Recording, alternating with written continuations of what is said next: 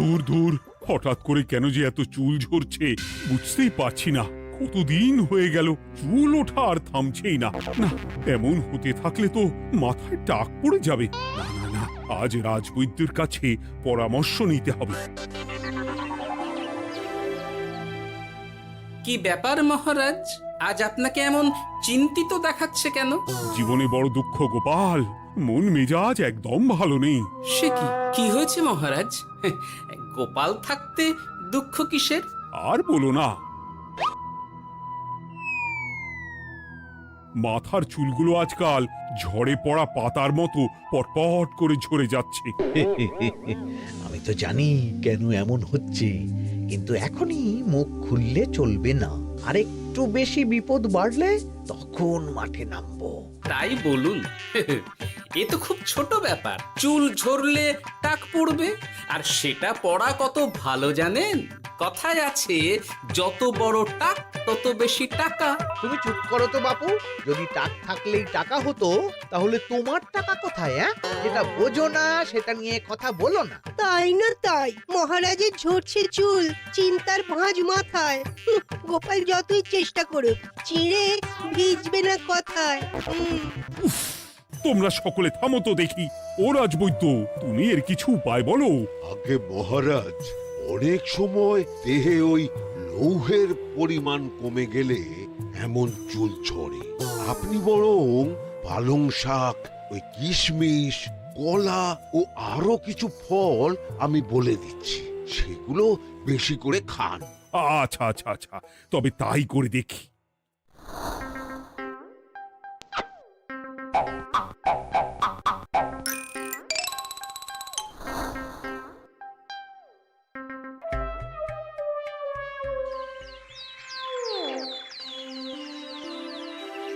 ও রাজবৈদ্য, তোমার কথা মতো শাক পাতা ফলমূল সবই তো খেলাম, চুল ঝরা বন্ধ তো হলোই না।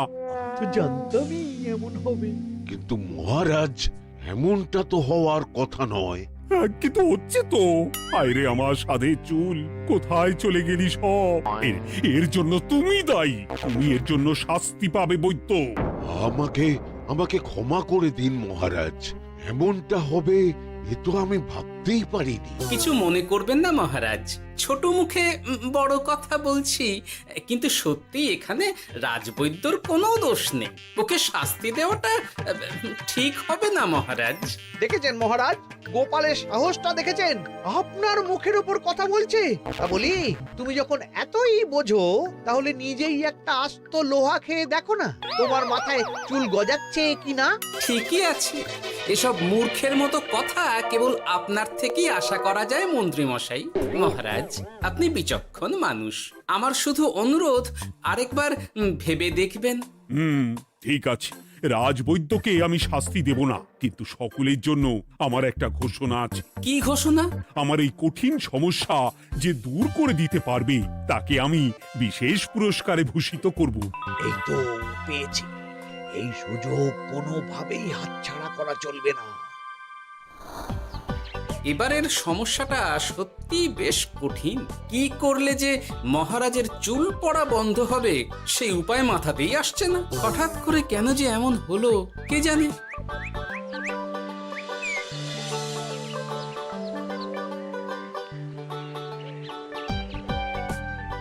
ও মা, তুমি এসে গেছো? একটু বসো, আমি তেলটা মেখেই হাত ধুয়ে খাবারটা বাড়ছি। হ্যাঁ, সে ঠিক আছে, কিন্তু তুমি কিসের তেল মাখছো এটা? কি আবার মাথার চুলের তেল? এখানেও চুল, ওদিকে মহারাজেরও চুল ঝরে পড়া নিয়ে আমরা সবাই হিমশিম খাচ্ছি গিন্নি। আরে, মহারাজের অত সুন্দর কালো চুলগুলো ঝরে যাচ্ছে, এ তো ভারী দুঃখের কথা। সে আর বলতে, ওই জন্যেই তো আমি বাবা মাথায় এই জড়িবুটি তেল মাখি। এতে চুলের গোড়া শক্ত করে, চুলকে ভালো রাখে, নতুন চুল গজায় সব। হ্যাঁ। কি কি বললে? নতুন চুলও গজায়? সত্যি? হ্যাঁ। বাহ, তাহলে আর চিন্তা কি। আমাকে এই তেলটা একটু দিতে পারবে গিন্নি? মহারাজকে দিয়ে আসি। উনি বলেছেন যে ওনার সমস্যা দূর করতে পারবে তাকে উনি পুরস্কার দেবেন। ওমা, এই তাই নাকি? এই তো দারুণ ব্যাপার গো। নাও নাও নাও, তেলখানা নিয়ে মহারাজকে কাল দিয়ে এসো তাহলে। আর জানিয়ে দিও, দিনে 2 বার কিন্তু তেল মাখতেই হবে। হ্যাঁ, আচ্ছা ঠিক আছে।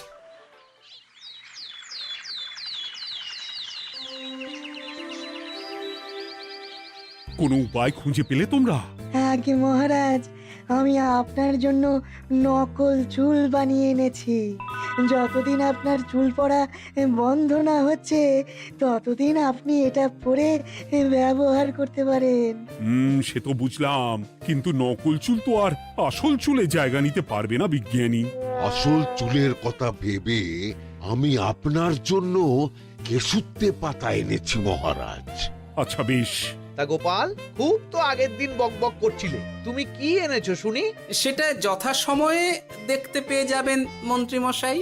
এটা জড়িবুটি তেল মহারাজ, আমি এটা আপনার জন্য এনেছি। এতে নতুন চুল গজায় আর চুলের স্বাস্থ্যও ভালো হয়। আমার গিন্নিও ব্যবহার করে এটি, তবে দিনে 2 বার করে মাখতে হবে, তাহলেই ভালো ফল পাবেন মহারাজ। বাবা, তাহলে তুমি কেন মাখো না? আচ্ছা, আপনার সমস্যাটা ঠিক কোথায় বলুন তো মন্ত্রী মশাই? মহারাজের জন্য কিছু আনলেও কথা শোনান, না আনলেও কথা শোনান।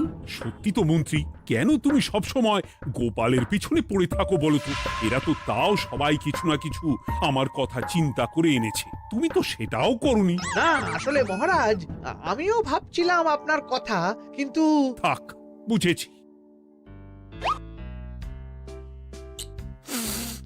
আহ, দারুণ। তেলের গন্ধটাও খুব সুন্দর। গোপাল, তোমায় অনেক ধন্যবাদ। আশা করছি ব্যবহার করলে খুব ভালো ফল দেবে। একদম দেবেই মহারাজ। দূর বাবা, ভেবেছিলাম এক হলো আর এক। কোথা দিয়ে যে গোপালটা মাঝখান দিয়ে এসে নাক গলিয়ে ঢুকে পড়ে, খুব শক্ত পুরস্কার নেওয়ার। দেখাচ্ছি মজা।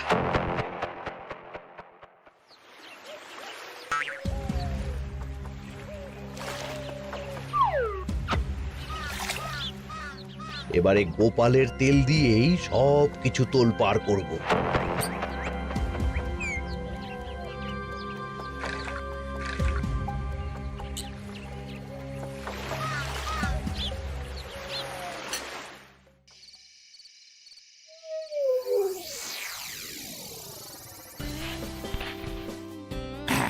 ব্যাস, হয়ে গেল 2 বার মাখা। গোপাল বলেছিল এতেই ভালো ফল পাব, কিন্তু এখন মাখার পর মাথাটা কেমন জ্বালা জ্বালা করছে মনে হচ্ছে। হয়তো নতুন চুল গজাবে বলে এমন হচ্ছে। কাল সকালে বোঝা যাবে। এতক্ষণে বোধহয় ছোট ছোট চুল গজিয়েই গেছে। কি এটা চুল গজানোর তেল ছিল নাকি পড়ে যাওয়ার? হে ভগবান, যেটুকু বাকি ছিল সেটাও ঝরে পড়ে টাক পড়েই গেল। হ্যাঁ, গোপালই হলো যত নষ্টের গোড়া। আজ আসুক সভায়।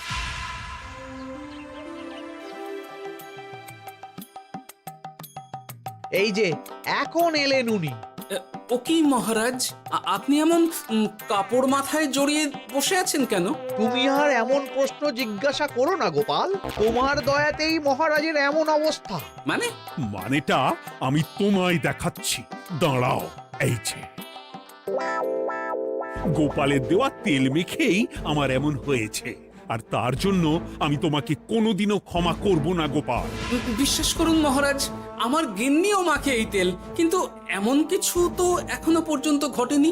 আমি আর কিচ্ছু শুনতে চাই না। আমার মাথা ভর্তি চুল আমি ফেরত চাই। যতদিন না আমার মাথার সব চুল ফিরে আসছে ততদিন আমি তোমার মুখও দেখতে চাই না। মহারাজ, আপনার কোনো চিন্তা নেই, আমি তো আছি। এবার এই সমস্যার একটা সমাধান আমি করেই ছাড়বো। কি ব্যাপার, মন্ত্রী মশাই এত লাফাচ্ছে কেন? এসবের পেছনে আবার ওনার হাত নেই তো? না, ব্যাপারটা পরে দেখতে হচ্ছে।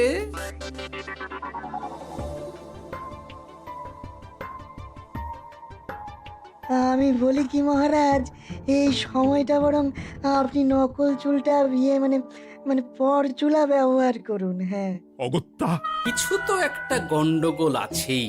গিন্নিও তো রোজ মাথায় তেল মাখে, কই এমন তো হয় না। মন্ত্রী যদি কিছু করেও থাকে তাহলেও হাতে নাতে ধরবো কিভাবে? ও কি গো গোপাল দাদু, এখন এই সময় তুমি রাজসভা ছেড়ে এখানে? তোদের দাদু আর রাজসভায় যাবে না রে? কি বলছো গো? কেন? আর কেন, বিনা দোষে এমন শাস্তি। তোমায় শাস্তি দিয়েছে, তুমি শুধু বলো কে তোমার সাথে কি করেছে, বাকিটা আমরা বুঝে নিচ্ছি। আচ্ছা বলছি, কৃষ্ণনগরের মন্ত্রী মশাইয়ের বাড়িটা কোন দিকে একটু বলতে পারবেন? কৃষ্ণনগরে নতুন নাকি? আগে তো আপনাকে কখনো দেখেছি বলে মনে পড়ছে না। হ্যাঁ, আমি এখানে থাকি না, আমি এখানে আমার কাজে এসেছি, তাই মন্ত্রী মশাইয়ের বাড়ির ঠিকানাটা যদি একটু বলে দেন। নিশ্চয়ই, এ পথ দিয়ে সোজা চলে যান, তারপর কিছুটা ডান দিকে গেলেই পেয়ে যাবেন। আচ্ছা, অনেক ধন্যবাদ। ভিন গাঁয়ের লোক মন্ত্রী মশাইয়ের বাড়িতে, ব্যাপারটা বেশ সন্দেহজনক লাগছে।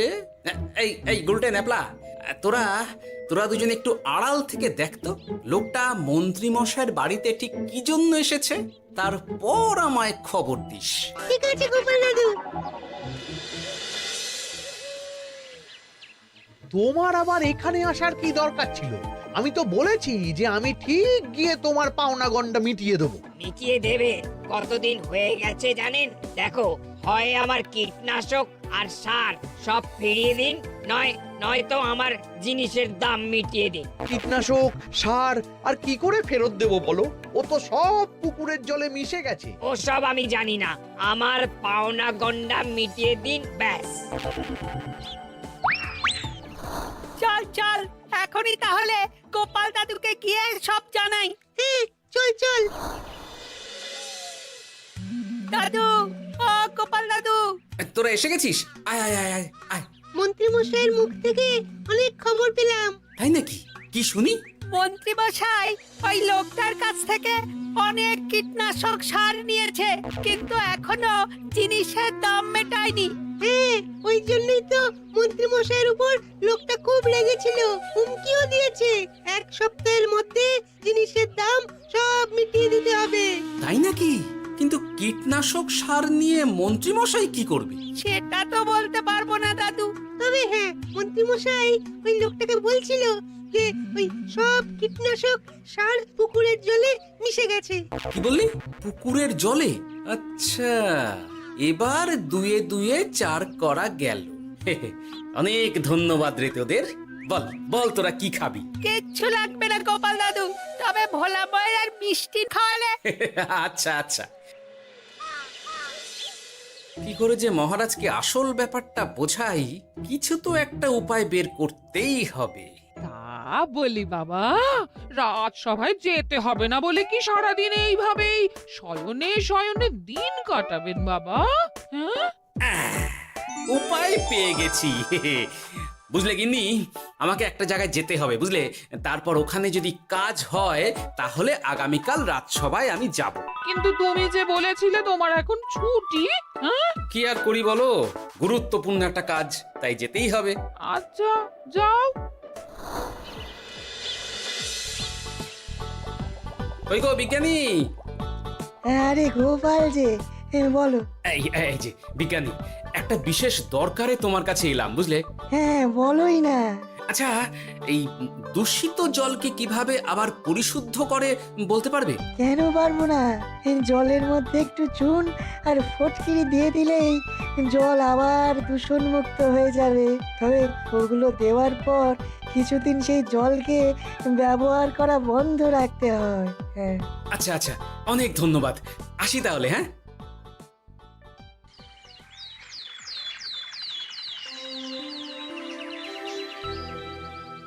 ছায়া পড়েছে, ছায়া পড়েছে, আমি বেশ বুঝতে পারছি তার ছায়া পড়েছে এখানে।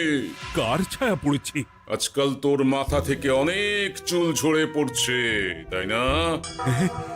আগে হ্যাঁ সাধু বাবা, আপনি একদম ঠিক কথা বলেছেন। ও বাবা, এই আবার কোথা থেকে উদয় হলো? আরে আমি একা গিয়ে সেই স্নানের পুকুর পরিদর্শন করতে চাই। যথা আজ্ঞা বাবা।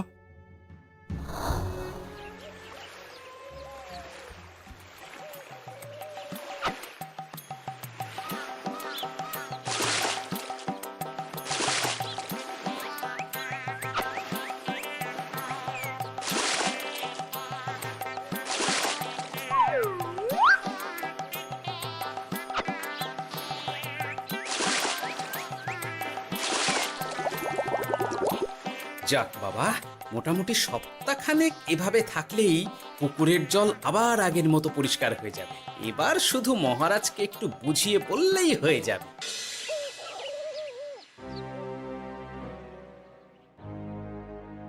কি বুঝলেন সাধু বাবা? আমার অনুমানটাই ঠিক ছিল। পুকুরের জলে কালো ছায়া পড়েছে, কুদৃষ্টি পড়েছে, তাই এমন হচ্ছে। সে কি? কি কালো ছায়া? যত সব বাজে কথা। জল দূষণ করলাম আমি, আর দোষ পড়ছে কালো ছায়ার উপর। তাহলে এখন কি হবে? চিন্তার কোনো কারণ নেই। আমি মন্ত্রপুত ভস্য ছড়িয়ে দিয়েছি। 1 সপ্তাহ ওই পুকুরের জল স্পর্শ তো দূর, পুকুরের কাছেও যাওয়া নিষেধ। তাহলে আমার মোহরের কি হবে? যথাজ্ঞা সাধু বাবা। ও কি তাহলে মহারাজ এতদিন স্নান করবেন কোথায়? সে কথা কাউকে চিন্তা করতে হবে না। মহারাজের ওপরে কালো ছায়া পড়া জল পড়েছে, তাই আগে সেটা শোধন করতে হবে। আমাকে তাহলে কি করতে হবে সাধু বাবা? আমার শিষ্য গোপাল আমাকে আগেই এই বিষয় জানিয়েছিল। আমি তার হাত দিয়েই তোর স্নানের জল পাঠিয়ে দেব। তাই আগামী 1 সপ্তাহ সেই জল দিয়েই তোকে স্নান করতে হবে। কি গোপাল? দেখছো তো মন্ত্রী, গোপাল আমাকে কত ভালোবাসে। আমি ওকে কত কথা শোনালাম, কিন্তু না না না না, কাল থেকেই আমি আবার গোপালকে রাজসভায় ডেকে আনবো। আমি আসছি, আমার কাজ হয়ে গেছে। আর হ্যাঁ, তোর স্নানের পুকুরের চারিদিকে প্রহরীর বন্দোবস্ত কর। কাক পক্ষীও যেন ওখানে প্রবেশ করতে না পারে। আচ্ছা বাবা, আচ্ছা।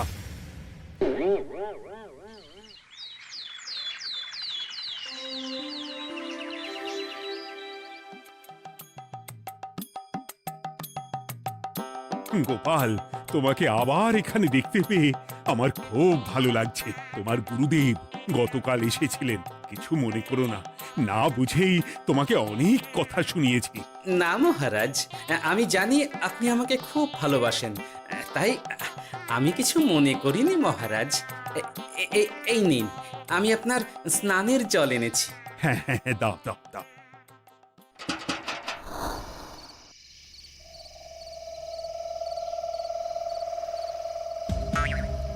ও বাবা, পুকুরের কাছে যে গিয়ে দেখবো সে উপায় নেই। চারপাশে প্রহরীতে ভর্তি। তাহলে কি সত্যি সত্যি কালো ছায়া পড়েছে? ভালোই হলো, পাওনাদারকে বলে দেবো কীটনাশকটা জালি ছিল। হি হি।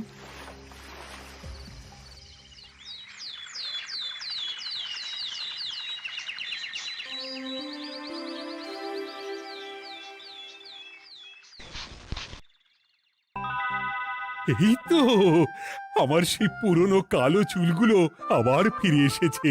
আহা, কি যে আনন্দ হচ্ছে দেখে।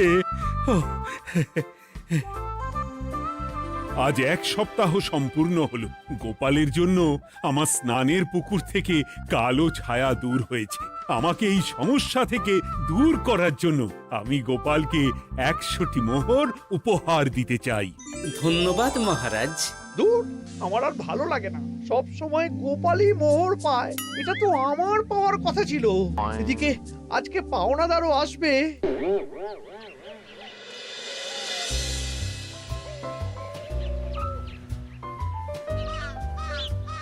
গোপাল দাদু, ওই লোকটা এসে গেছে। আচ্ছা, আসছি। এটা তো মন্ত্রীর বাড়ির দিকে রাস্তা।